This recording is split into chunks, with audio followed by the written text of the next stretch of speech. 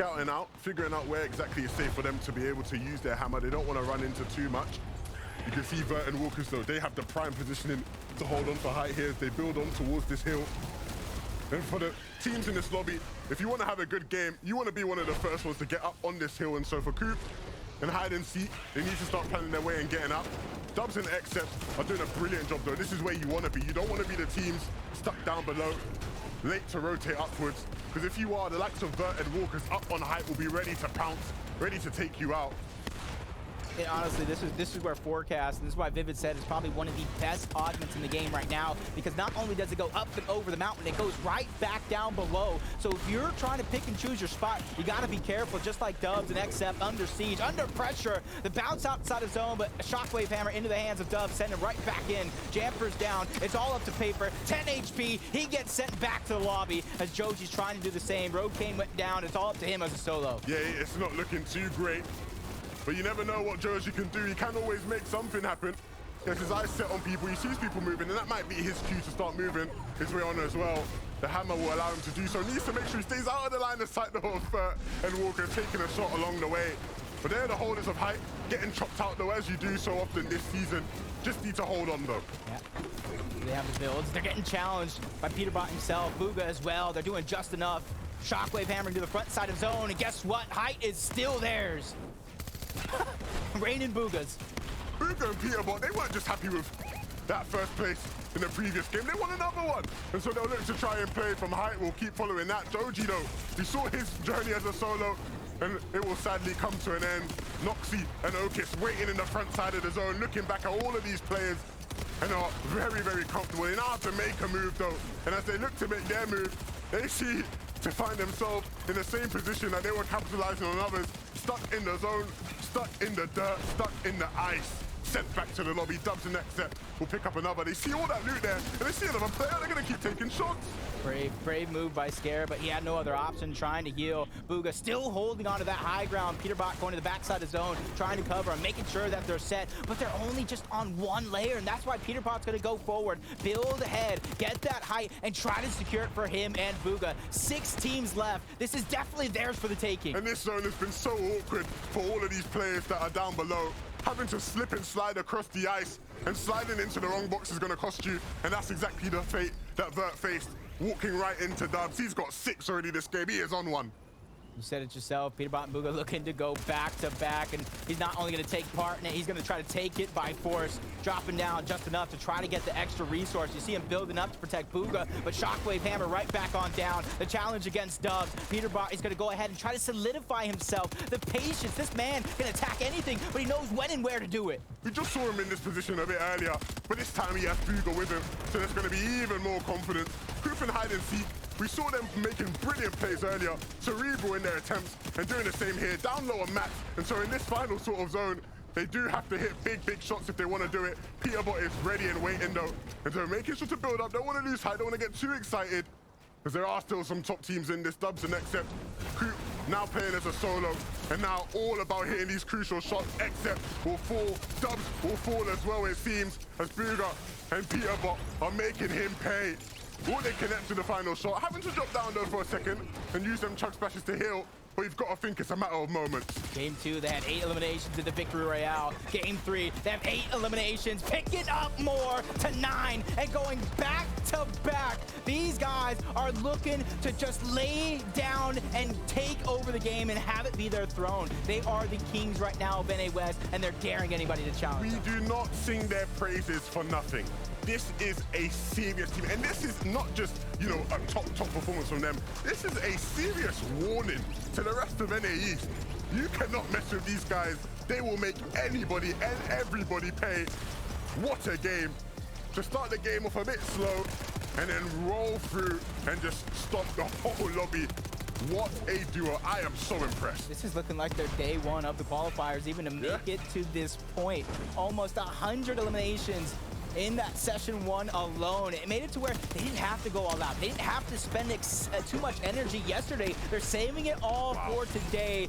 And what a plan that is. These guys cannot be stopped right now. I just love how Peterbot makes some of the most intense high action moments look like just a creative warm-up, making it look easy. I don't compare these guys to some of the best players of all time in other regions for no reason. They are really them guys, and they're showing it here today. Yeah, and I think that comparison was almost perfect. I know tomorrow, EU, they're going to probably be looking at us saying, hey, what about that comparison now? But for Bugha and Peterbot, there's nothing to compare them to. But let's see what other great things have happened during that last game. Zeke, Vivid, Taco, break it all down. Thank y'all so much, as always. Halfway through here in NA East, my goodness. And these guys are talking about comparing. I'm going to be really bold here, okay? I feel like this duo is a lot like Vino and Queasy. Now, I know what you're saying. Whoa, Zeke, whoa! Listen, let me contextualize. This duo specifically, Bugha and Peterbot, it feels like Bugha is like the eye in the sky. He's just waiting.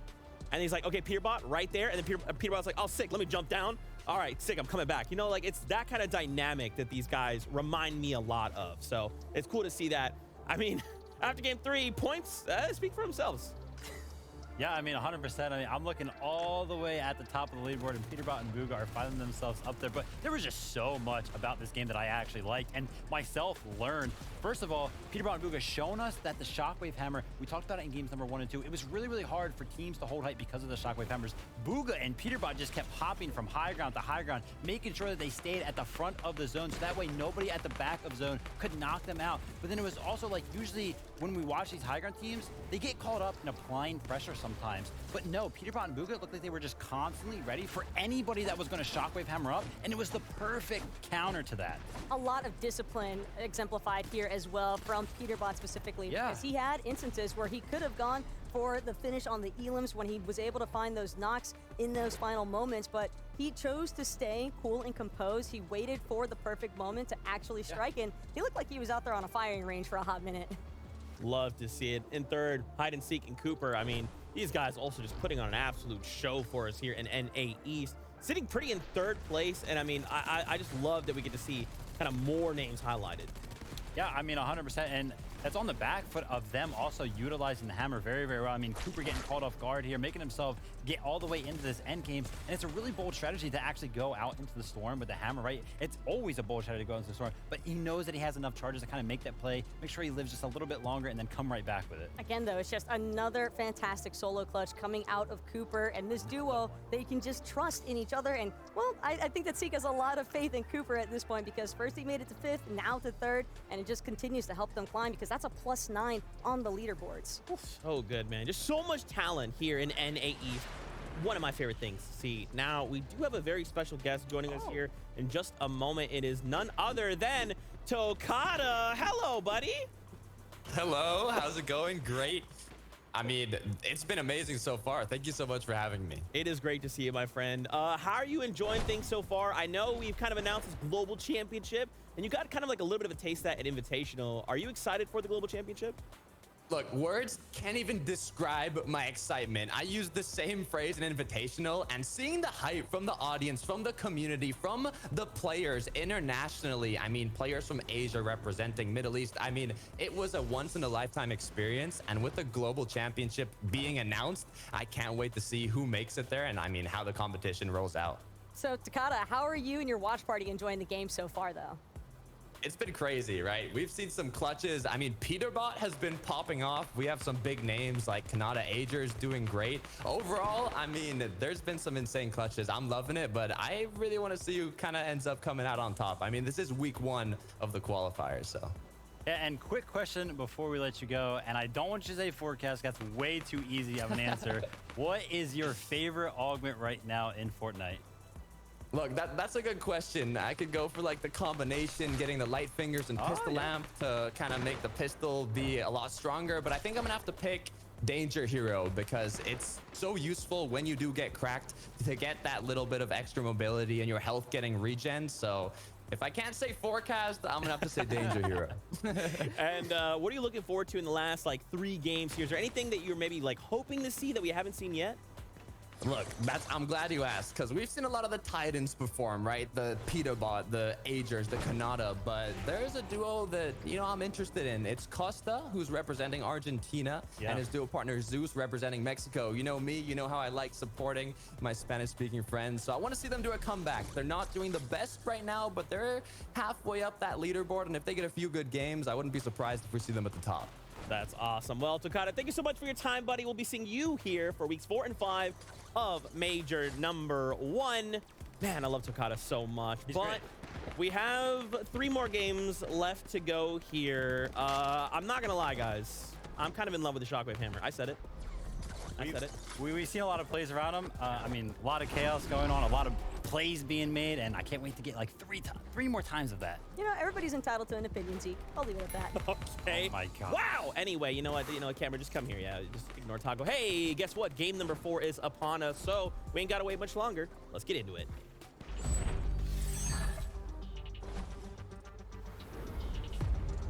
We are at the halfway point. 3 very, very entertaining games thus far, and 3 question marks to come, right? But what I can tell you about these question marks is that they will be very intense, because so many of these teams now are looking very, very good going into the last 3. Yeah, there's a lot of threes going around, and for Bugha and Peterbot, they're trying to make it that 3rd victory royale on the day. Imagine. Dude, I don't have to imagine. I think they have the best chances to make it happen. They kind of tossed away a team right out of the gate. They're no longer being contested, and now they can pick and choose. Do I want a third party that or not? But luckily for us, we don't have to wait long to find out, because game number 4 starts right now. Game number 4. Who will it be? We've just witnessed 2 victory royales from Bugha and Peterbot. Will it be the 3rd for them? Will Acorn and Cold finally win off spawn at Slappy Shores? Who's gonna come out on top over here, right? At Lonely Labs, Macquid and Threats, one of the better height teams in this lobby, have a difficult task on their hands as they have to win out off spawn. Lonely Labs, one of them interesting POI. It's a bit different to some of the other ones we have around the map. And a repeat may be here.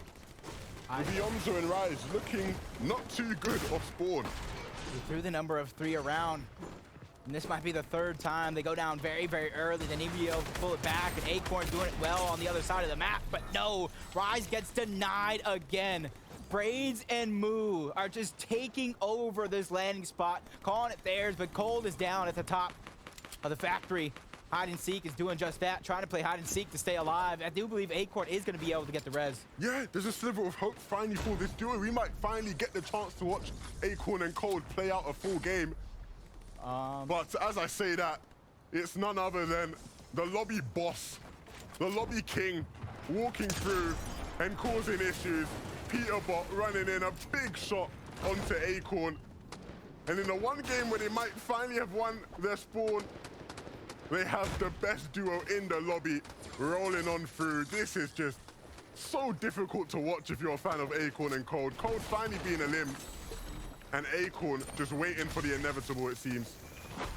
Called him the lobby boss. Now I'm waiting for him to take a POI, spawn with a mythic weapon, and hopefully everybody's just kind of trying to take him down, because Any shotgun is a weapon in the hands of that's Peterbot. exactly, he's gonna get the mythic thunder. That's just give it to Peterbot, put him in the game, because he deserves it the way he's playing right now. And he's already hunting for the next one. Spots out Acorn, a defensive wall going up. But a defensive shot by Peterbot, over 100, tagging and taking down Acorn. 50 more. Impulse is going around, but they don't work like Shockwave. You can't break through the build. Acorn under siege. It's only a matter of time before Peterbot strikes again. Oh, look at how he's antagonizing him. He's already eliminated him, and he just keeps shooting the floor. Just need A to make sign sure. of disrespect. You just need to make sure. Just making sure. Don't get up. Stop trying. Oh, man. This is our POI. Go somewhere else. And this is honestly the same exact start they've been having since game number 2 when they got that first victory royale. Because game number 1, they split it. They let him go on their merry way, and whatever happened, happened. Since then, they've been taking over as Nosh and trying to do that same thing over here towards Anvil Square. And it already looks like Clix is down, so Donnie's by himself, but he does have plenty of builds to work with, plenty of resources. He just has to find some separation between the two. Donnie has to go huge here. It's not out of possibilities, but when Nosh is piecing like that, it's never going to be easy. Donnie looks like he's going to have to say bye-bye. Nosh and Nut making things awkward, making things tough. Oh my goodness. And to take the L just for the cherry on top, that is what you call clean. That's what you call thinking inside of the box, as Threats trying to capture the spot by himself at bat. Macwood is going to be the one going down. He's trying to get everything he can, except in Dubs, 172 points. They are out. This is game 4. The next highest is about 78 points down, if my math is correct. That's a big if, though. I'll be real. I don't think your maths is correct. But the point still stands. Because when the second place team is down like that, it is going to leave a gap, a window for all those players just beneath to waltz on through and get themselves involved. The Trashy, he doesn't have pump. He is going to look to select an augment. Oh, I saw on the feed. I saw two things in the feed. Threats as a solo's making magic happen, and somehow Peterbot is down. Fredbot and Gutterleaf holding the low ground. Trashy's by himself. You know, Pump is out. And I like this move by Trashy. He played around with it like he had the high ground. Immediately left, and there it goes. Hide and seek, peeks at the right time. He takes out Booga as well.